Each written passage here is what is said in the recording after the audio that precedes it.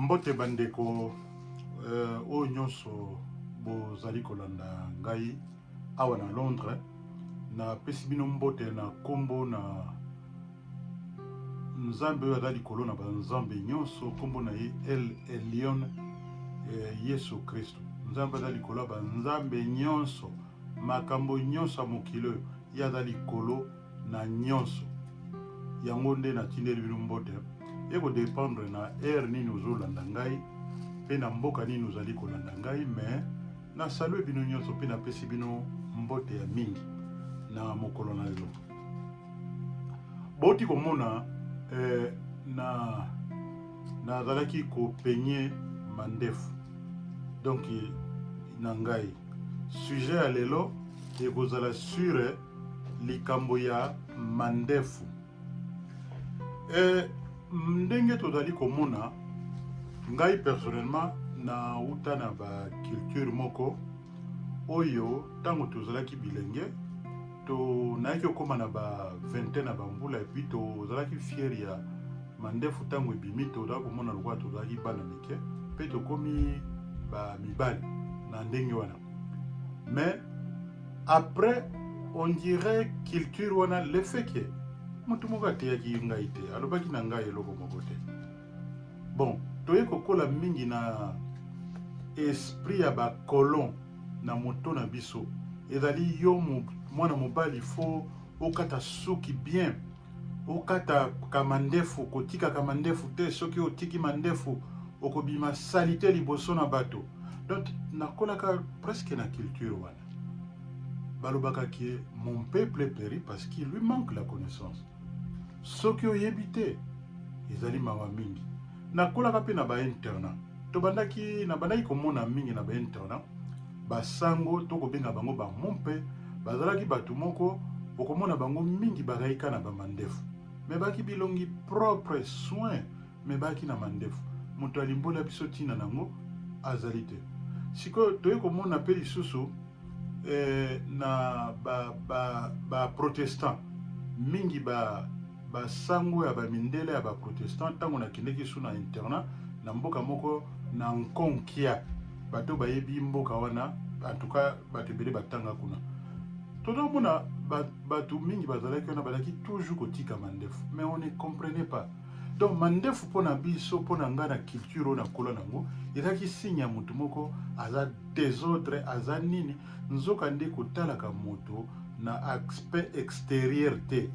L'homme est spirituel azali na âme mpe azali couvert na nsoto oyo tokomona ezali lokola ndako yango moni ezali kocréer bacondition psychologique et psychique ya bomo na biso. Bon naoyo trouver kocouvrir lelo likambo oyo likambo ya mobali na mandefu omoni ntango nazalaki kovivre lokola na culture ya ba-égyptien oyo bazalaka kokata mandefu mingi na tango ya bamatanga ou bien bakufeli moto mais ezalaki culture moko selon eux même soko tali pharaon mingi bazalaki toujours kovo mais tozalaki comprendre te omoni parce que moto akoteya biso azalaki te. Siko nakoya koloba mingi awa tokoya komona exemple moko ya monene ndenge mobali asengeli azala na mokanda na proverbe verset chapitre 30 verset 30 ezolobela biso awa lion abangaka te awa toye kotala ke lion awa azalaka lokola mokonzi ya la forêt. Tokoya komona lisusu différence monene entre lion ya mobali ndenge azalaka na mandefu na nzoto na ye mobimba soki totali yango bien. Je vous invite ya kotalaka lisusu banyama très bien wana bokoyo comprendre makambo oyo naza koloba malamu. Tokoya komona lisusu lolenge nde moko ndenge tozali komona lelo mpe tozali komona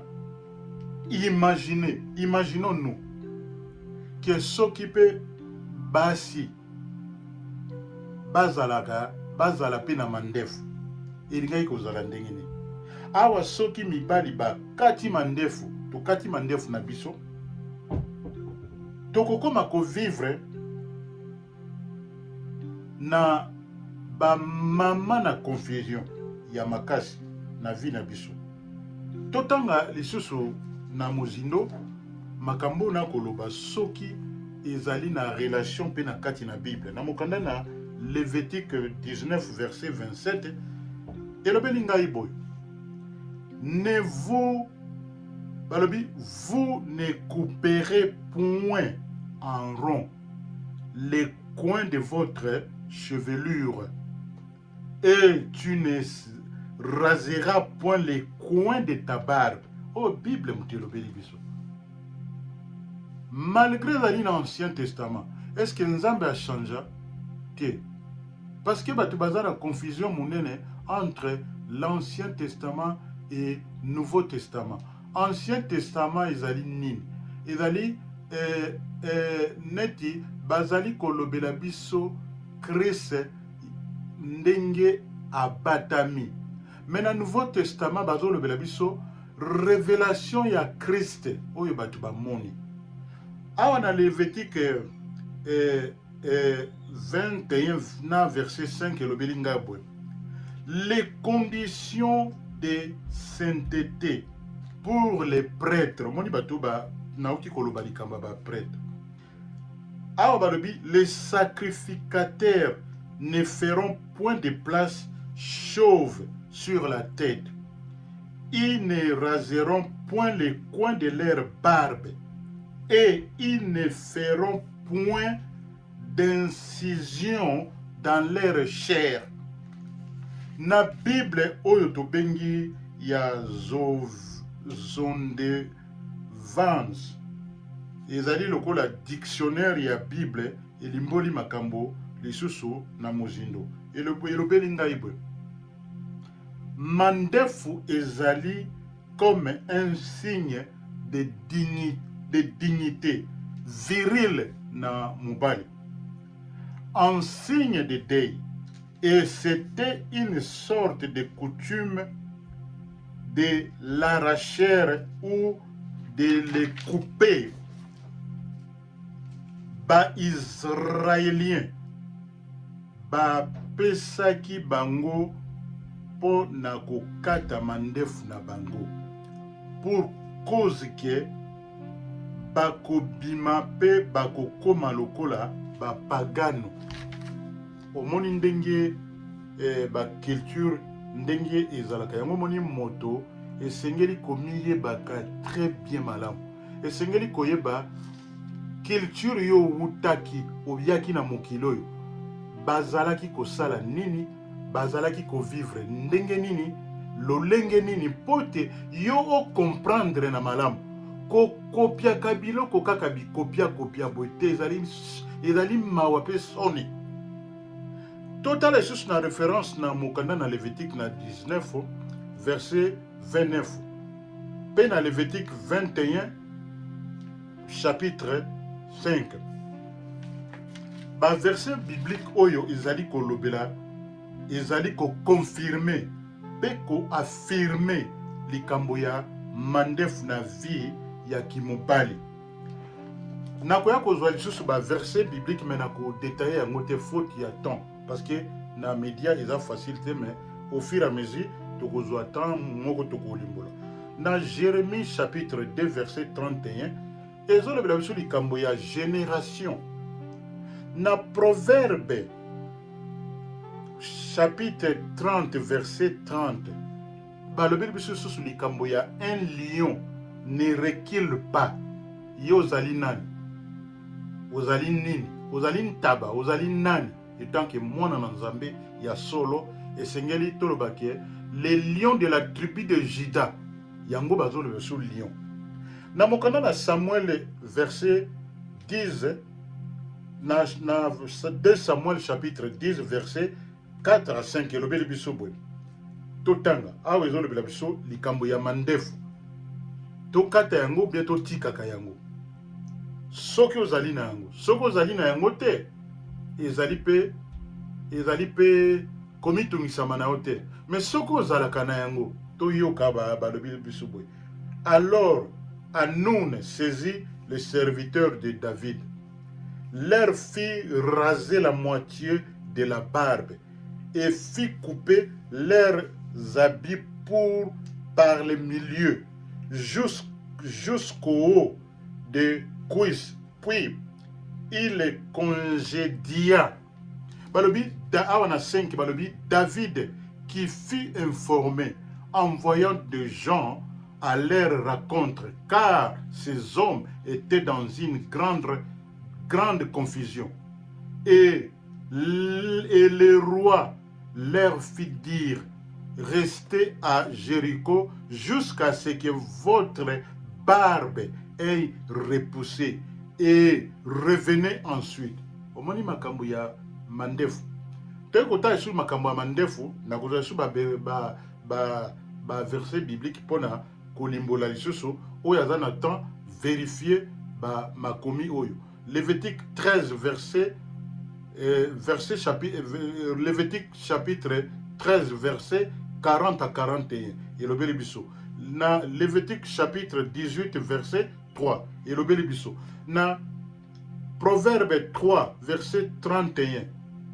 To copier bato oyo bazali konyo kolaka bisote ba occidentaux bato wana nyonso ba oyo nyonso to ye komona to kopiaka bango te biso tozala lokola bango te tozala lolenge na biso na ba culture na biso ndenge to mesana. Thank God for that.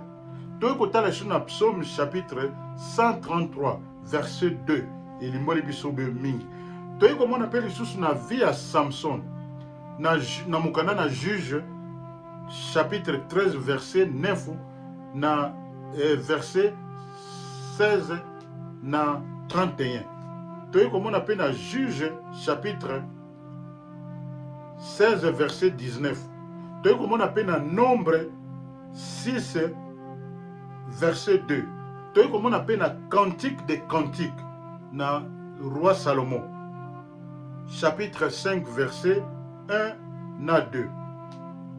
Toye qu'on appelle exemple ya Paul na Actes des Apôtres 18 verset 18. Exemple kaka ya Samson. Toye comme on appelle lisusu Moïse na Joseph na Égypte. Bazalaki pe na ba mandefu, bazalaki na ba mandefu na bango, babandaki ko soigner yango. Pe toye lisusu koyeba pe teke nkolo na biso Yesu Kristo azalaki pe na mandefu. Akataka yango te. Pe toye komona pe na kati na Bible soki tosali ba recherche mingi tokoya ko trouver que likambo na mandefu na kimobali ezali très nécessaire.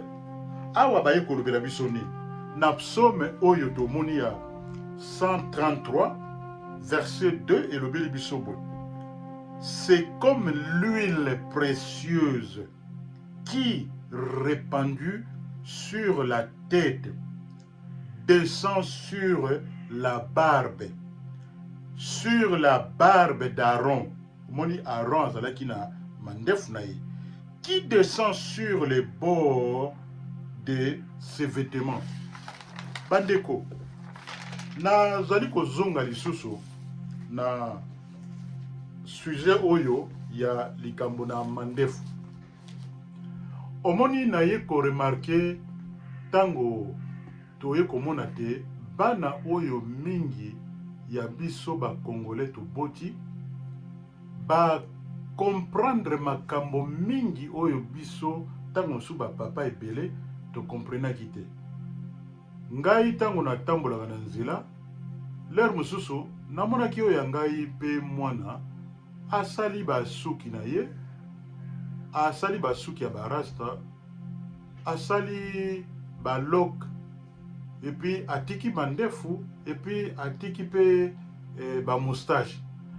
Na zaki kotala ye ngai moko na lobi yango mwana oyo mboko oyo ndenge toye kosala ba mélange ya ba culture ebele ya bato oyo mingi ba jamaïcain ndenge tomonaki ba bato lokola ba pauvre Bob Marley na ba cheveux et puis to ye komona pe ba mandefu est-ce que ça bien bon omoni eza likambo ya culture ya likambo yo yebi na likambo yo yebi te likambo mosusu moto akosala oko comprendre te po koya koyeba siko mwana mokolo mosusu abandi kolimbola ngai abalobi non omoni biloko oyo biso tokosala ezali nyonso na kati na bible aye kolakisa ngai yango nasi bomonaki na ba video mosusu asalaki ya anglais nafandi mokolo mosusu na bandi otala na bi oh mais ngai na bandaki kokanisa ke soki moto atiki mandefu eza lokola obimi lokola eza na baproblème ebele na motu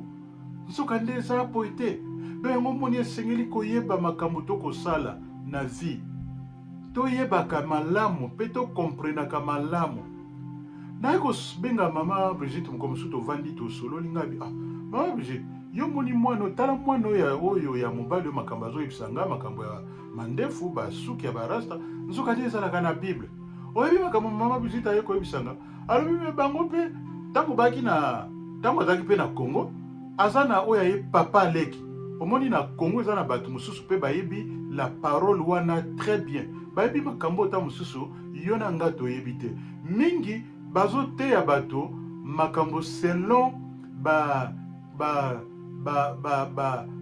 nini toloba ba culture ya ba grec donc ezali nango selon culture hébraïque te ezali culture biblique te alobi nanga alobi bango mpe na famille na bango bazalaki na papa aleki na bango abandaki mpe kotika mandefu sikoyo azwi mpe moto kolokolo epuis bango bandomona ye lokolaka ya moto oyo aza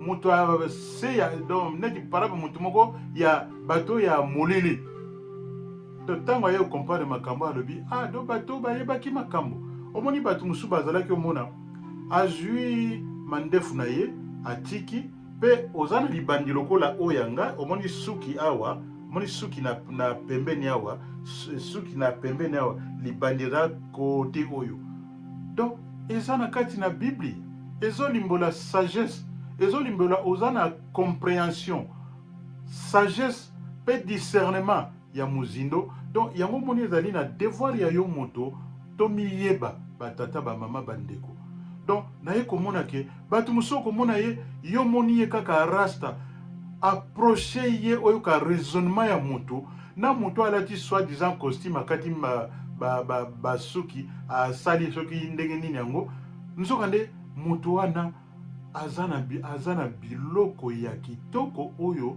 tokoki koapprendre toya na mokili awa po toapprendre toya na mokili po toyeba oyo toyebi te parce que soki oyebi makambo ekokomisa makasi soki oyebi makambo te okozala mutu neti ya kotepatepa okozala mutu okotambola place omoni diable akosekaka yo parce que yo oyebi te tomoni mpe na kati na babible na bato mingi totangi bazalaki bato mwendo bazalaki mindele te omoni neti na kati na bible totanga na mokanda na oyo tolobaka na Malachi azalaki italien oyo nde bakoma mokanda na Malachi bo ba mayele oyo bazo comprendre makambo ya bible très bien ils vont comprendre donc yango monete mokando na nzambe oyo eza nango mokanda raciste te eza raciste te nzambe aza raciste te bakomela ngai na yo makambo nyonso ya vie oyo ya bomoi oyo pour to vivre dans les meilleures conditions pour to vivre na complexe ya moto moko te to vivre selon le plan de Dieu en nous yango monite moto akoyoka message oyo eza na bato mosusu oyebi na yo soko oyebi ezali malamu mais eza na moto oyo ayebi te kaka ndenge nga mpe nazalaki kokanisa te soki moto azotambola na suki atiki azwi mandefu atiki ozomona moto oyo aza na baproblème kilikili nzoka nde bible na ndenge elobeli biso mokanda na nzambe te mandefu ezali part ya construction ya yo moto yango okoki kodétruire yango te toyoki na ba verset biblique o mingi na tandeli le peuple de Dieu pona kotala pe pona ko examiner poko zala lokola bandimi ya bere oyo bazalaka ba oyoki likambo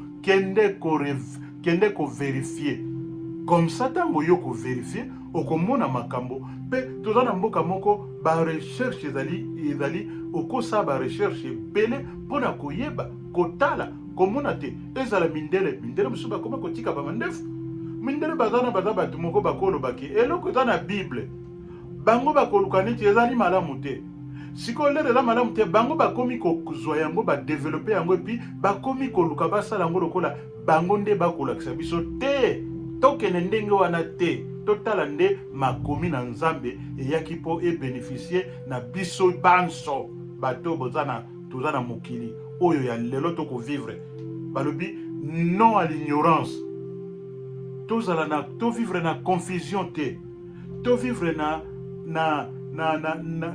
développer la sagesse surnaturelle de Dieu en nous tovivre na koyeba po wana tokobima bato na solo yango soko moni muninga obio moni moto asali mandefu azokotambola na mandefu kotiola ye te ntango mosusu likambo ya yebi yo yebi te omoni yango moni balobaka se par la connaissance nde tokotambola na vie ya solo yango moni message oyo nazalaki nango pona kolimbolela bana na nzambe na après-midi ya lelo likambo na mandefu pe na ba moustache pe na ba suki oyo ya biso bana mibali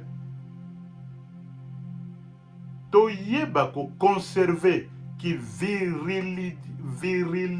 virilité na biso ya ki mobali na biso physiquement spirituellement pote tozala oyo ndenge nzambe asalaki ngai na yo po tovivre na boboto na kimia na mokili oyo message oyo nazalaki nango yango wana na mokolo na lelo je vous invite ya kopartage ba message oyo ya koanalyse yango ko like pe ba video oyo epi kokomela biso ndenge bozokomela biso de toute façon bolandaka biso na ba réseaux sociaux nyonso lokola WhatsApp toza na WhatsApp, Facebook toza na Facebook, Twitter toza na Twitter, pe tozali na YouTube pe na ba réseaux sociaux nyonso to partage yango na ba groupe mingi pona ko luka te moto oyo azali na curiosité koyeba ayeba pe afungama na kombo na Yesu Kristo. Je vous salue dans le bon nom du Seigneur Jésus-Christ. Pe nazali kopesa toujours soutien na ngai na force de nos armées congolaises oyo bazali kosala te le pays ekoma libre pe na vision ya mokonzi ya mboka oyo azali na tete ya mboka pona ko transformer mboka na Congo ekoma lisusu ezonga lisusu sur le plan international. Glory be to Jesus Christ. Amen.